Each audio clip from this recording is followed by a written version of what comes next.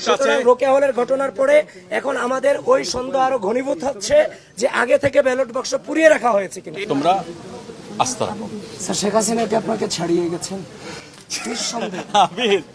আমি আমি মজা নিয়ে বলছি না স্যার, আমি অত্যন্ত সিরিয়াসের সাথে বলছি। আপনি সাদিক কায়েমকে ঢুকাবেন, এরপরে সাদিক কায়েমকে বের করবেন, এরপরে আর কাউকে স্পেস দিবেন না, সাদিক কায়েম ভিতরে থাকবে আর আমরা দরজায় দাঁড়িয়ে থাকবো। এরকম বৈষম্যমূলক নির্বাচন আমরা আশা করি না। 2019 সালে ডাকসু নির্বাচনে আমাদের যে প্রার্থীরা ছিলাম আমাদেরকে প্রথমে কেন্দ্রে প্রবেশ করানো হয়েছে। প্রবেশ করিয়ে প্রথমে ব্যালট বাক্সগুলো স্বচ্ছ কিনা কিংবা ব্যালট বাক্সগুলোর ভিতরটা আমাদেরকে দেখানো হয়েছে, কিন্তু এবার এগুলো আমাদেরকে দেখানো হয়নি। কিন্তু আপনি সাদিক কায়েমকে ঢুকাবেন, এরপরে সাদিক কায়েমকে বের করবেন, এরপরে আর কাউকে স্পেস দিবেন না, সাদিক কায়েম ভিতরে থাকবে আর আমরা দরজায় দাঁড়িয়ে থাকবো। এরকম বৈষম্যমূলক নির্বাচন আমরা আশা করি না। এবং স্যার আপনারা নির্বাচন কমিশনের আন্ডারে আপনারা আছেন, আপনাদের চিফ রিটার্নিং অফিসার থেকে শুরু করে আপনারা পর্যন্ত কেউ নির্বাচনের গঠনতন্ত্র সম্পর্কে অবগত নন।